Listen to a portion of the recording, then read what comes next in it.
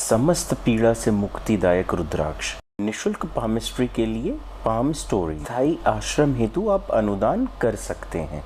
इस वीडियो के अंत में मैंने यह बताया है कि आप रुद्राक्ष के मुखी कैसे गिनते हैं, क्योंकि शुरू में मैं बताना भूल गया था। प्रचलित पुस्तकों एवं ज्ञान के अनुसार रुद्राक्ष को शिव का आंसू कहा गया है।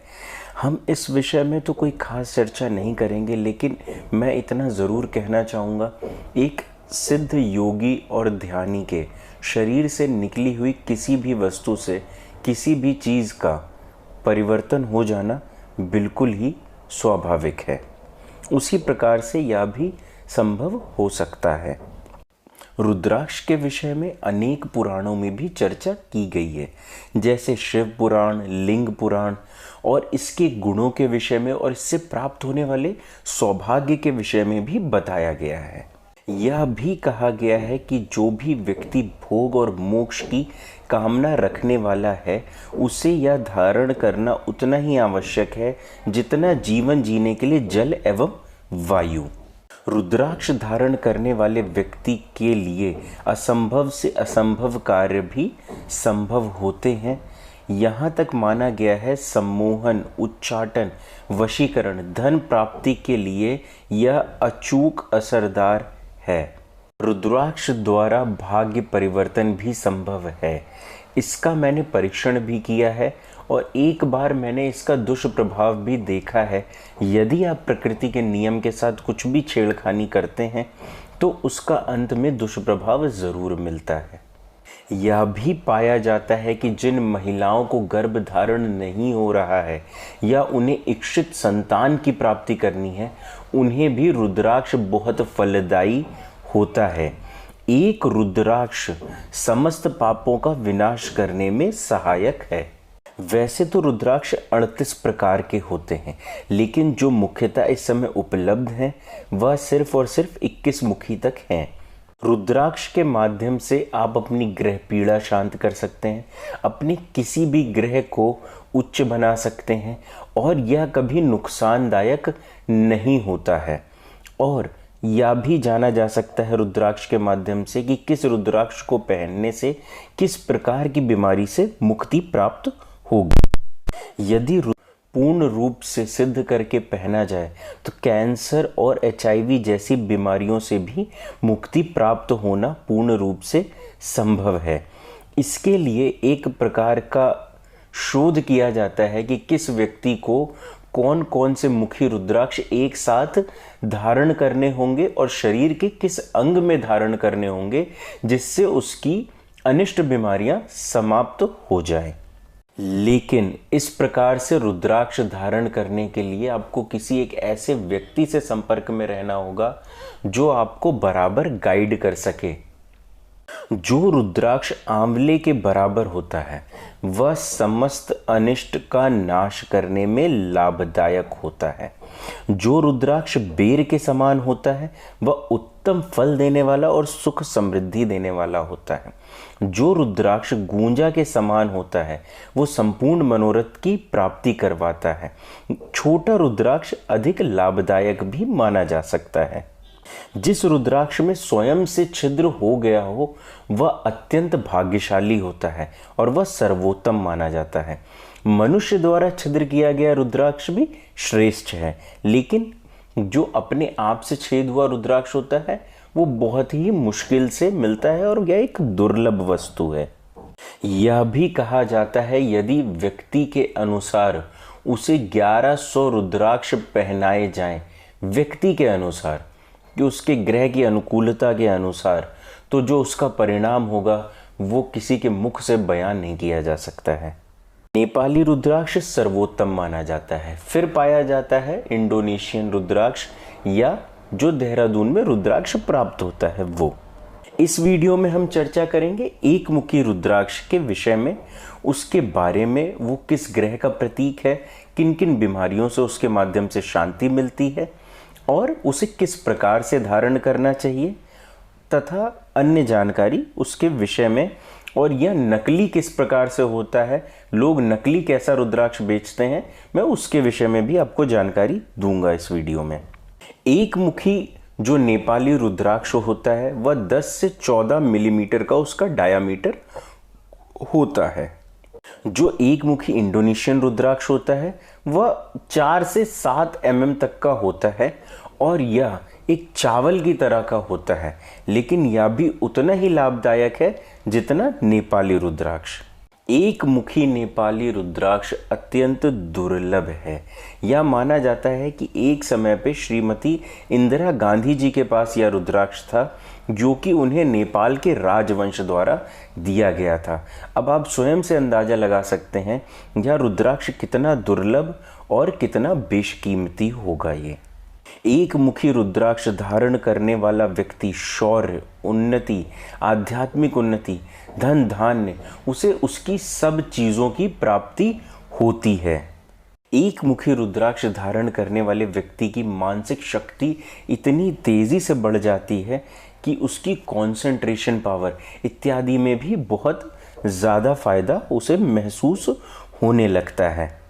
एक मुखी रुद्राक्ष धारण करने से घर के कुछ ऐसे वास्तु दोष हैं जो कि जिनके लिए आपको कोई भी वास्तुशास्त्र का व्यक्ति बोलेगा आपको इस चीज़ को तोड़वाना पड़ेगा, इसको ऐसा करना पड़ेगा, ऐसा करना पड़ेगा, लेकिन इसको धारण करने से वह दोष भी मुक्त होते हैं।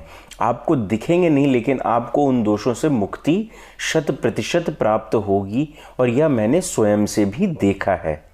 इस एक मुखी रुद्राक्ष की शक्ति का अंदाजा आप इस चीज़ से लगा सकते हैं, यदि कोई व्यक्ति किसी निर्दोष ब्राह्मण की हत्या भी करता है और इसकी कुछ संख्या धारण करता है एक मुखी रुद्राक्ष की, उससे भी उसकी जो मृत्यु का दोष है उससे भी काफ़ी हद तक मुक्ति मिल जाती है।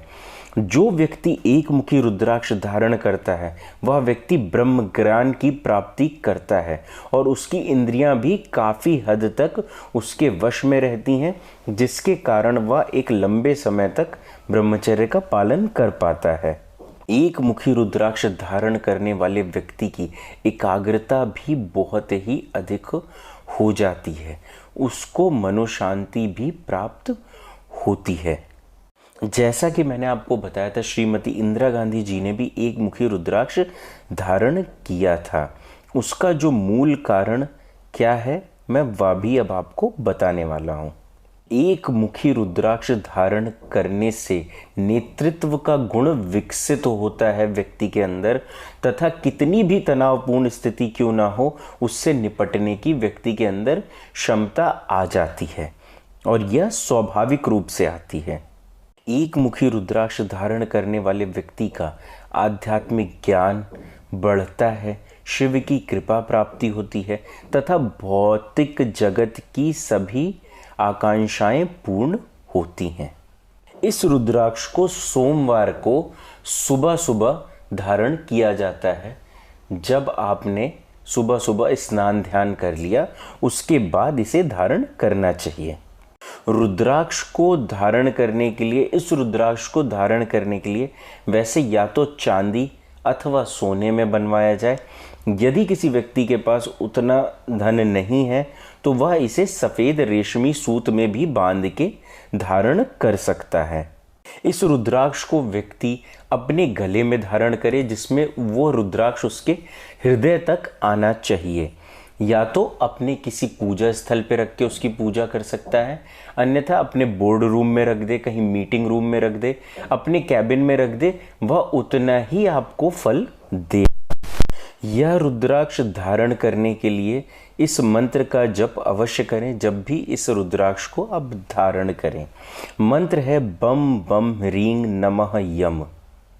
यह मंत्र आपको कहीं किसी किताबों में प्राप्त नहीं होंगे, आप चाहें तो ढूंढ के देख सकते हैं। अधिकतर मंत्र जो मेरे द्वारा दिए जाते हैं वो किसी भी किताब में आपको प्राप्त नहीं होंगे। जो मंत्र मैंने अभी आपको बताया है, यदि इसका 73,000 जप किया जाए और दशांश हवन किया जाए सूखे भांग, धतूरे, गुड़ और बेल के गूदे से तथा तर्पण मार्जन किया जाए सफ़ेद शराब से, तो जो इससे वह रुद्राक्ष जो आप धारण करने वाले हैं एक मुखी, वह इतना प्रभावशाली हो जाता है कि वह अपने जो उसका फल है उससे 1000 गुना अधिक फल वो देता है। एक मुखी रुद्राक्ष सूर्य ग्रह के लिए भी धारण किया जाता है। यदि किसी का सूर्य ग्रह दूषित है तो उसको इसकी अनुकूलता प्राप्त होती है। यदि आप सूर्य ग्रह से पीड़ित हैं तो इसको धारण करने से आपका वह ग्रह जरूर शांत हो जाता है एक निश्चित समय में।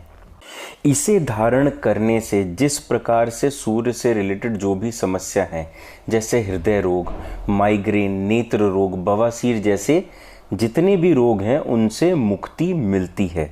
यदि एक मुखी रुद्राक्ष की भस्म बादाम वाले दूध में मिलाकर पी जाए लगातार तो उससे अनेक प्रकार के शारीरिक रोगों से मुक्ति हमेशा के लिए मिल जाती है। यह भी कहा जाता है यदि इसे व्यक्ति रोज़ाना पीता है तो उसे किसी प्रकार की शारीरिक बीमारी नहीं होती है। यदि कोई व्यक्ति एक मुखी इंडोनेशियन रुद्राक्ष धारण करता है तो उसे किसी भी प्रकार के नशे से मुक्ति मिलती है, चाहे शराब का नशा हो, चाहे तंबाकू का नशा हो। इस प्रकार के दवाइयों से नशा करने वाले व्यक्ति को भी इसको धारण करने से नशे से मुक्ति प्राप्त हो जाती है। अब आते हैं नकली रुद्राक्ष के विषय में कि एक मुखी नकली रुद्राक्ष, जैसा कि मैंने आपको बताया, यह अत्यंत दुर्लभ है, इसलिए लोग इसे नकली बनाकर देना शुरू कर चुके हैं, जो कि बाजार में लगातार बिक रहा है। यह रुद्राक्ष जो होता है वह दो मुखी भद्राक्ष से बनता है और यह अन्य किसी भी रुद्राक्ष, अन्य कितने भी मुखी रुद्राक्ष को घिसकर ये एक मुखी बनाकर बेच देते हैं। इसलिए इस चीज़ से सावधान रहें। हमेशा जो भी चीज़ को धारण करें उससे पूर्व उसके विषय में पूर्ण अंदाज़ा लगा लें। और यदि आपने इस समय में नकली रुद्राक्ष धारण कर रखा है तो उसे कहीं से लैब टेस्ट करवा के चेक करें। यदि आपको लगता है कि ये नकली है तो कृपया करके उसे किसी नदी में या कुएं में विसर्जित कर दें, क्योंकि नकली रुद्राक्ष उतना ही ज़्यादा आपके लिए असंतोषजनक परिणाम पैदा कर देगा जितना कोई भी नहीं कर सकता है। अतः किसी की बातों में ना आए, नकली रुद्राक्ष सस्ते में खरीद के धारण ना करें, वह अनिष्ट का कारक है। मैं वैसे तो वीडियो के शुरू में बताना चाह रहा था कि मुखी कैसे निर्धारित करते हैं, मैं भूल गया वहाँ पे बताना, इसलिए मैं अभी आपको बता रहा हूँ कि किस प्रकार से रुद्राक्ष को मुखी बताए समझे जाते हैं कि ये कितने मुखी रुद्राक्ष है।